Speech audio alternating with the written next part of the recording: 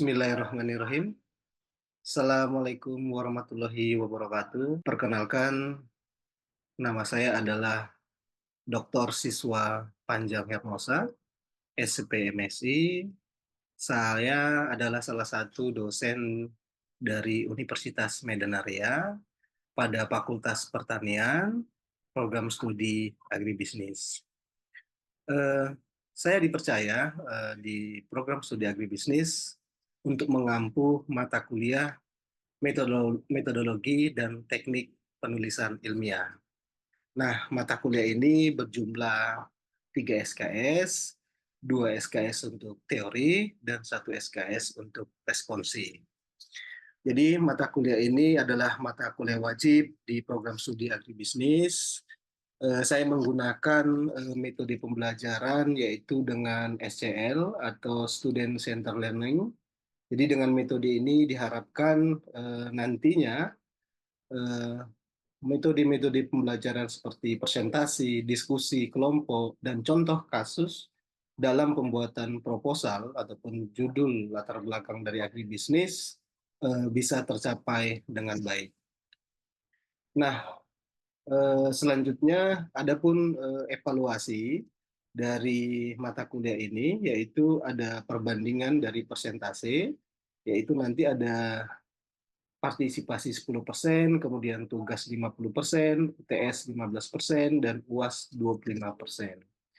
Nah, tentunya dalam mata kuliah ini ada kontrak dari dosen dan mahasiswa. Jadi mata kuliah ini ditandatangani oleh saya sendiri sebagai dosen pengampu dan perwakilan dari mahasiswa untuk kontrak kuliah dan peraturannya.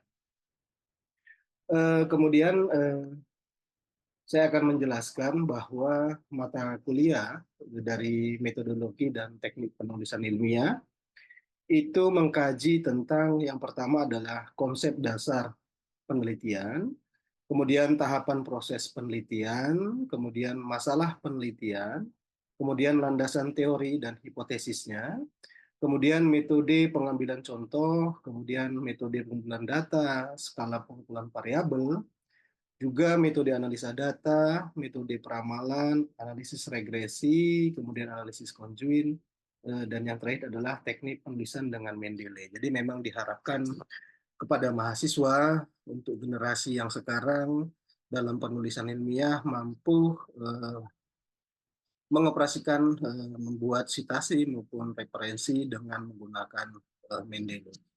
Jadi dengan begitu nantinya mahasiswa terbiasa dalam melakukan pembuatan proposal untuk tugas akhirnya yang disebut dengan skripsi. Selanjutnya akan saya jelaskan bahwa mata kuliah ini tentunya mengambil referensi dari buku-buku terkini seperti buku metode penelitian agribisnis, kemudian ada judul buku dari metode penelitian penerbit dari Pena Persada, kemudian metode penilaian edisi dari Universitas Riau, dan juga ada penulisan karya ilmiah. Jadi itu adalah sebagai referensi dari mata kuliah ini. Saya pikir selanjutnya bisa dilihat, saya akan melanjutkan video kepada bagian sesi penjelasan bagaimana analisis regresi itu. Terima kasih. Baik, selamat pagi seluruh mahasiswa. Peminta perhatiannya kali ini kita bicara tentang regresi linear ganda, bukan regresi linear sederhana. Jadi kemarin kita sudah bicara tentang analisis konjuin dan kita menggunakan proses. Hari ini saya menyampaikan materi terkait metode analisis regresi sederhana.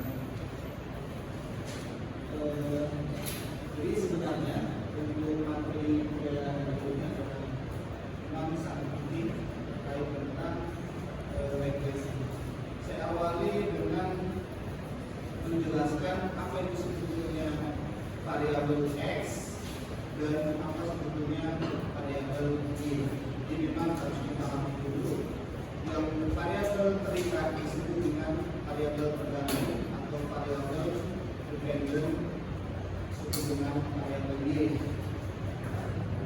Kemudian yang kedua adalah variabel bebas disebut juga dengan variabel independen, variabel prediksi atau disebut dengan variabel X. Jadi Y itu di mana-mana cuma satu. Jadi kalau misalkan variabel regresi sederhana itu X-nya hanya satu. Saya lanjutkan. Nah, fungsinya adalah untuk mengetahui arah hubungan antara variabel X dan variabel Y, apakah positif ataupun dengan ataupun negatif. Selanjutnya bisa menguji hipotesisnya. Nah, ini rumus sederhananya, mohon diperhatikan. Rumus regresi linear sederhana Y sama dengan A tambah B X. A-nya adalah konstanta nilai yang tidak pernah bisa diubah. Kemudian B-nya adalah profesor regresi atau peningkatan atau penurunan daripada nilai itu sendiri. Dan X-nya yang dimaksud adalah yang saya sebut tadi adalah variabel independen. Jadi ingat, perhatikan sederhana, X-nya hanya satu, paling mudah. Nah, ini persyaratan uji regresi linear sederhana. Syarat yang cukup umum yang pertama adalah jumlah sampel yang digunakan harus sama. Kemudian jumlah variabel X adalah satu. Kemudian nilai harus berdistribusi normal. Jadi mohon diperhatikan, ketika kita akan menguji nilai X dan nilai Y, itu dilakukan yang namanya probabilitas di SPSS, apakah berdistribusi normal ataupun tidak. Nah, itu bisa dilakukan dengan uji heteroskedasitas, kemudian ada uji IP. Nanti akan kelihatan dia heteroskedasitas atau homokedasitas. Jadi mengupayakan dia tidak heteroskedasitas. Selanjutnya saya kasih contoh kasus yang paling sederhana saya buat. Penelitian yang berjudul pengaruh stres kerja terhadap kinerja pegawai. Jadi perhatikan dari judul ini, maka hipotesis sementara yang diajukan adalah K0, tidak ada pengaruh stres kerja terhadap kinerja pegawai. Kemudian ada pengaruh stres kerja terhadap kinerja pegawai. Jadi yang diharapkan, yang paling diharapkan adalah A. Ada pengaruh stres kerja terhadap kinerja pegawai. Itu yang diharapkan. Jadi kalau misalkan sampai dia tidak ada pengaruh, biasanya penelitiannya dilakukan. Nah, makanya kita harus ada pengaruh. Tapi jangan dibuat-buat ya. Ini saya kasih contoh, ada 12 sampel stres kerja. Yang pertama adalah mulai dari 28, 20 sampai dengan 17. Bisa dilihat ada tidak di sini disebut dengan data kecilannya, data yang menjauhi dari rata-rata. Saya pikir tidak ada, karena 20 ke 28 ada, kemudian 17 ke 19 itu ada. Jadi ini semua sama saya berikan. Yang biasanya datanya tidak baik, misalnya di sini ada angka 30 atau angka 31, atau di sini bisa angka paling bawah di angka 15 atau angka 14. Itu disebut dengan data kecilan. Kemudian bagaimana kinerja pegawai? Ini contoh kuesioner sudah diambil ya. Data itu sudah diambil. Ini kita mengolah data.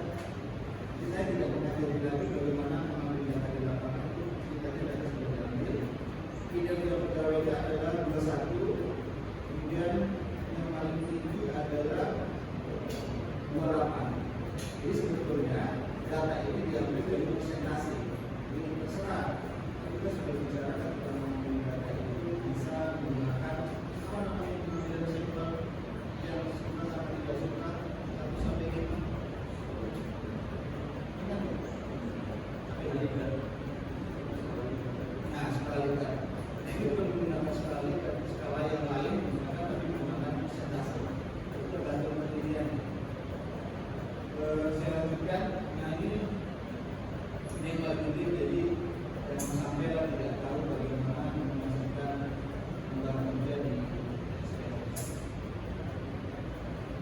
Jadi kalau kemarin analisis portfolio dia menggunakan formula slide itu berbeda dengan regresinya.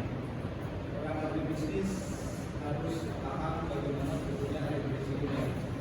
Kalau misalkan saya tanya regresi paham?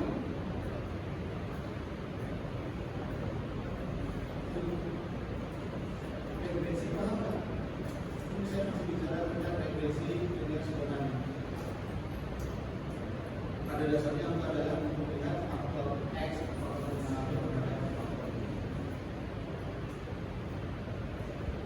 ini setelah diinput, kemudian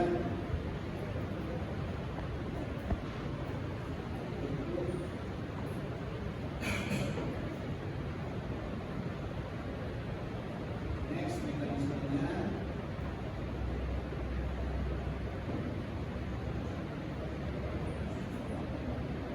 apa ini ya?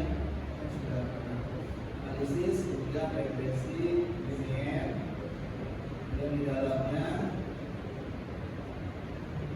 ingat yang mana dependen, yang mana dependen, yang mana dependennya adalah kinerja pegawainya, kemudian next adalah stres kerjanya. Bagaimana sebetulnya pengaruhnya? Jadi ketika di sini perhatikan, di sini ada floor, ada option, dan ada bootstrap. Nah, floor itu akan menampilkan yang pernah saya bilang itu ada di titik. Nah, ada bootstrap di titik. Kemudian ada bootstrap, ada statistik. Nah, kalau statistik di sini akan menampilkan juga misalkan statistik deskripsinya. Jadi ada nilai min, dia nilai apa lagi? Standar deviasi, ini apa lagi? Dan sebagainya. Saya ingin menjelaskan bagaimana menginterpretasi data tersebut. Ini adalah output datanya. Kalau saya biasanya langsung melihat nilai SQL-nya. Itu saya pribadi adalah 661 artinya kalau di bahasa ilmiahnya besar 66%. Kemudian bagaimana F-nya, bagaimana T-nya? F paham kan? Di F bagaimana kita bicarakan. Jadi memang kalau di F itu kan menguji secara keseluruhan. Kan kalau ada cuma satu, satu. Kemudian kalau di T adalah hitung daripada X dan tadi satu-satu. Kita akan lihat. Oke, kita akan lihat. Ketika nilai signifikansinya di sini adalah 0,001. Pernah dengar yang namanya taraf 5%? Pernah dengar? 0,05. Sama nggak? Sama ya. Kalau bahasa statistiknya 0,5. Dan yang paling bawah 0, berapa? 0,001. Nah, saya ingin tahu ini belajar dasar dulu. Apa perbedaan 1% dari 5%? Kita harus paham dulu. Jangan sampai tidak tahu hal yang sama. Ini Bapak buat. Apa maksudnya kira-kira? Kalau yang tahu kita kan interaktif ya. Apa yang dimaksud dengan 5%? Itu kan menjadi tarafnya. Sama yang 1%. Kalau saya jawab tadi, sebenarnya kalau kemudian juga.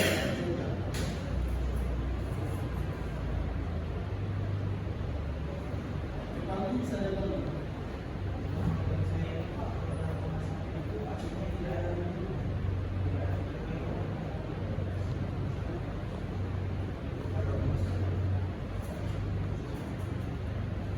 saya bicara persenan dulu.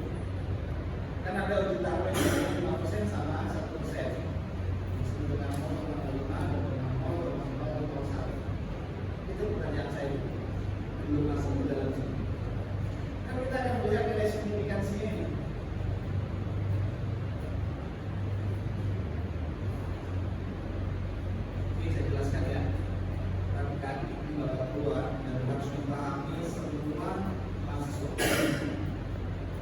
5% dengan 0,05 itu maksudnya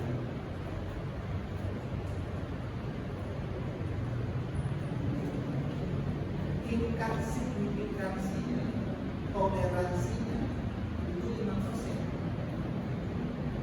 Jadi kebenarannya adalah 95% dari penelitian yang ada. Kebenarannya adalah 95%, tingkat kesalahannya adalah 5%. Nah, bagaimana ketika penelitian ada yang mengambil dengan nilai 0,001, dia 1%. Artinya tingkat kebenarannya adalah 99%, 1%-nya adalah toleransi kesalahan. Itu dia punya status bicara. Jangan di penelitian itu menggunakan 10%, 20%. Ada di tabelnya ada, tapi yang digunakan adalah 5% dan 1%. Dan paling dominan adalah 5%. Artinya tingkat kebenarannya adalah 95%, kesalahannya adalah 5%. Maksudnya jangan sampai tidak tahu nanti ketika kita ketemu di ya. Oke, baik.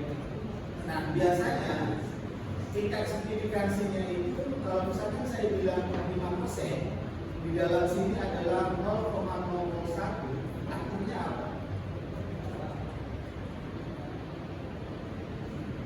Ingat, dasar pengambilan keputusan itu tidak boleh lebih dari taraf yang 5%. Signifikansi 0,01 apakah lebih besar atau lebih kecil? Artinya penelitian yang garis tes kerja itu adalah sudah. Tadi kita bicara tentang A0 dan A1. Berarti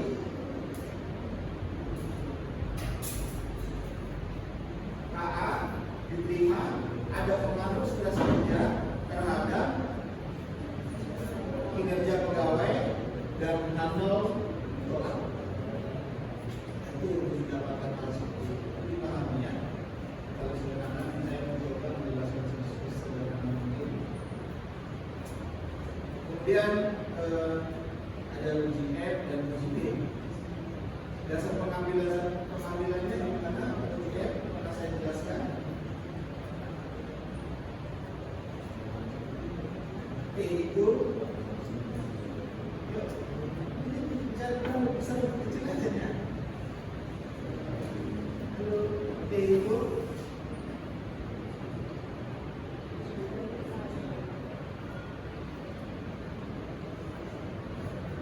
coba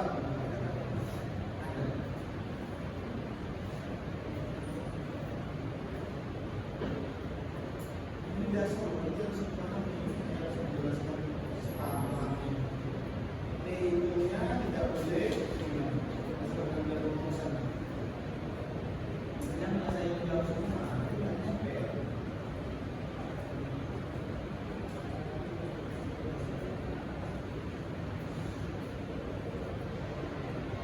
Untuk mencari nilai P itu gimana? N ada kok komponen N K satu, ya kan? Dasar pengambilan keputusan ujinya gimana?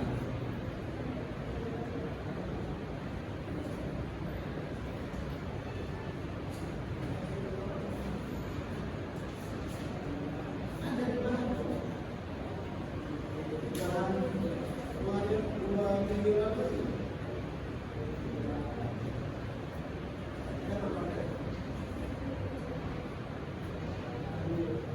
Kalau kecil artinya itu kecil.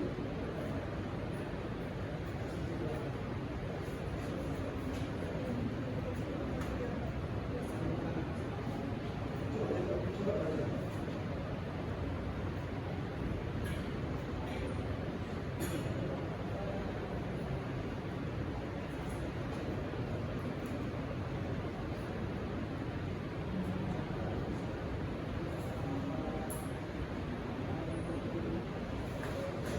dapat mata kuliah statistik ya. Kan itu yang dipelajari kan?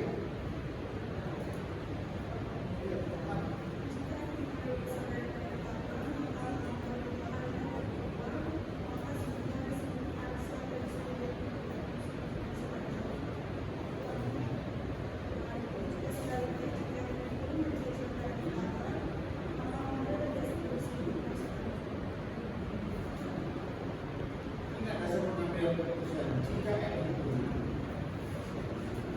lebih besar dari yang tabel, itu namanya lima dan sebaliknya. Jika dia lebih kecil, artinya tolak. Itu saja dasarnya. Sama, uji juga seperti itu dasarnya. Kalian melihat bagaimana mendapatkan uji nilai tabel dan nilai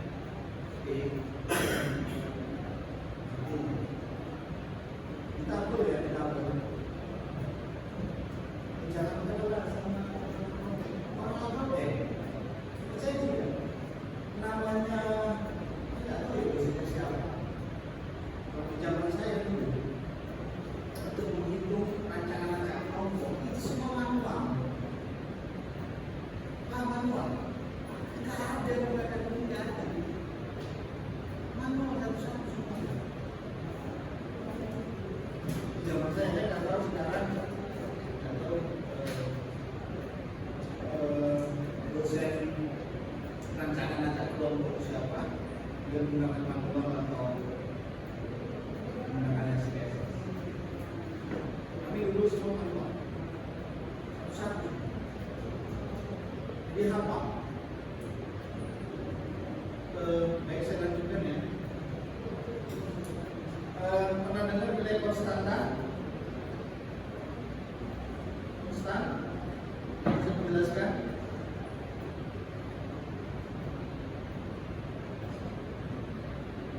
Sebetulnya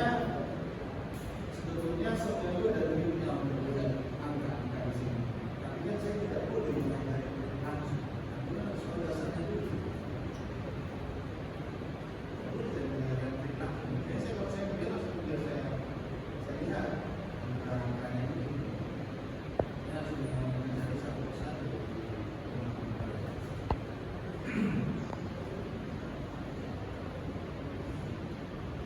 Apa nilai konstanta sebuah ini?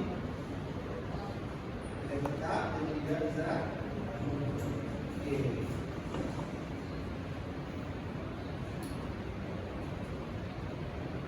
Nah, ini kalau diperhatikan.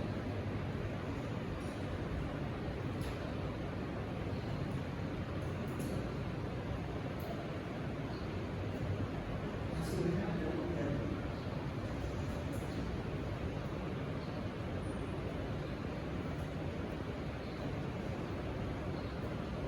Nilai sebesar minus 0,511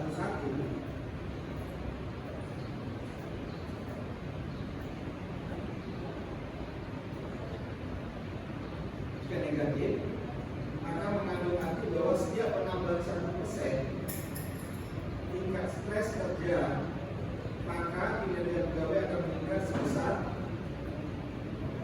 0,511. Itu bila negatif. Bagaimana jika positif?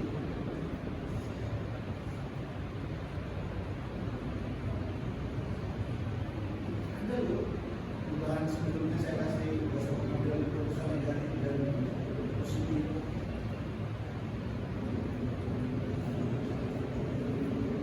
Ini bakal ditanya, bukan bakal ditanya.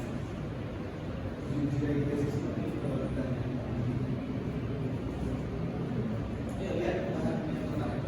Bagaimana kalau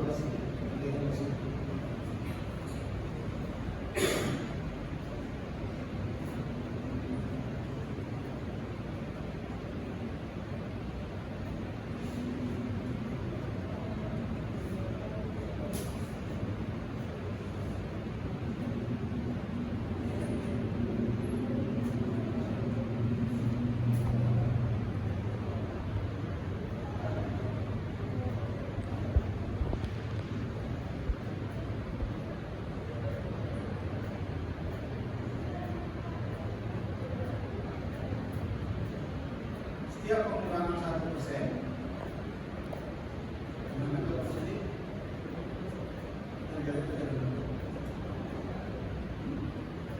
Ada.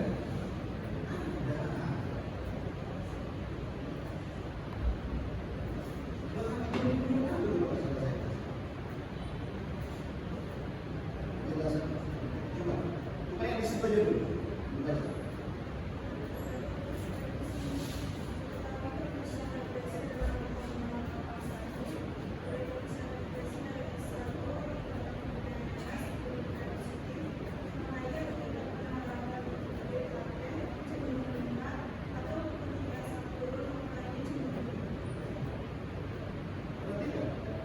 Jadi kalau ini jika tingkat stres kerja menurun,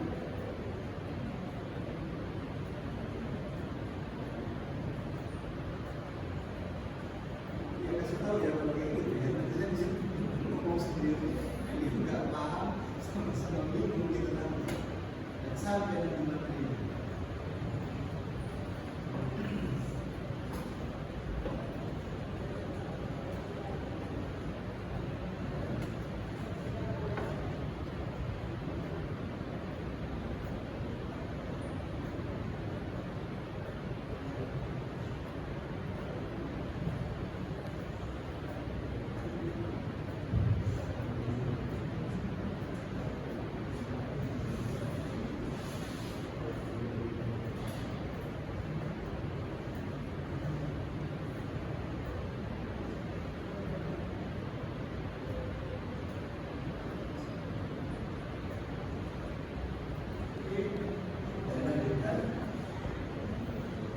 Jadi jika tingkat stres kerja menurun, ini juga positif, maka kinerja pegawai juga positif. Lalu, bingung ya? Ketika ada bicara statistik bingung ya? Hah? Coba yang di mana IPA mana? Saya minta mana? IPA mana ya? IPA, katakan IPA. IPA, katakan tolong IPA katakan. Kebanyakan IPS ya? IPA semua kenapa tak jangan? Hah?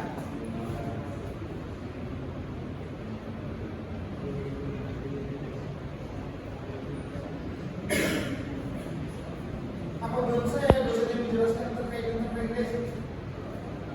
Tidak kan? Bapak S kan? Kalau Bapak S kan marah-marah kan? Kira-kira suka terlalu banyak sudah. Iya. Suruhnya sendiri aja di bawah. Nah, kayak gitu saya perhatikan, iya kan? Iya kan? Dia yang itu sendiri gitu. Iya kan? Kan harus ngajar dia. Pengujian ya banyak TK yang menggunakan SPSS, EIMU dan semua sebagainya. Jadi kenapa lupa? Kenapa? Penyampaiannya yang berbeda. Hah? Oh baik. Nah coba ya. Ini apa yang air Pak, yang angkat persen ini Pak, 25,18. Bahas. Terusnya yang mau dijawab. Yang dijawab adalah ketika negatif, ketika positif, bagaimana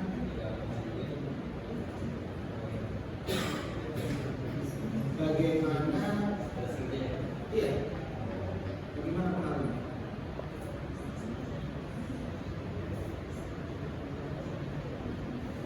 Bagaimana pengaruhnya?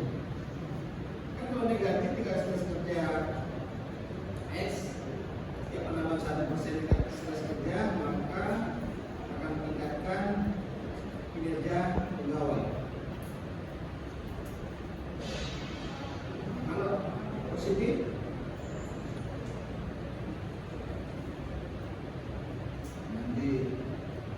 kuliah tadi kalian ketemu di saya kasih tahu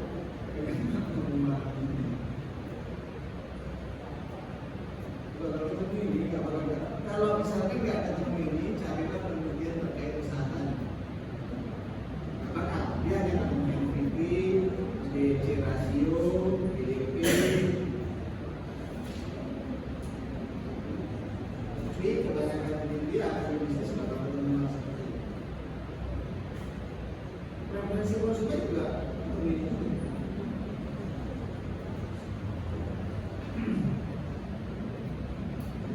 Biasanya juga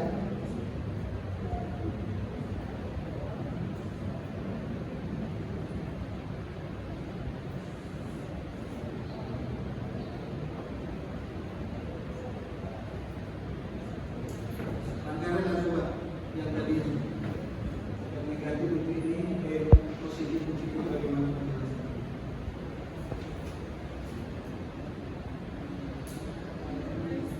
Tentang prestasi.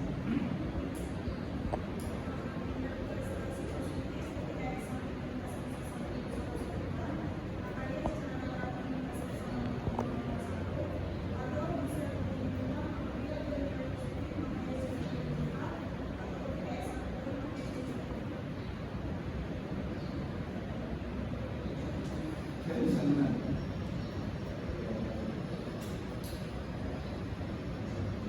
Sarapan saya belum sarapan.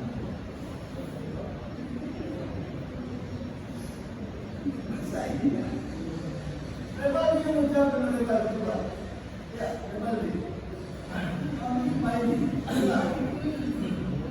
Kalau lebar.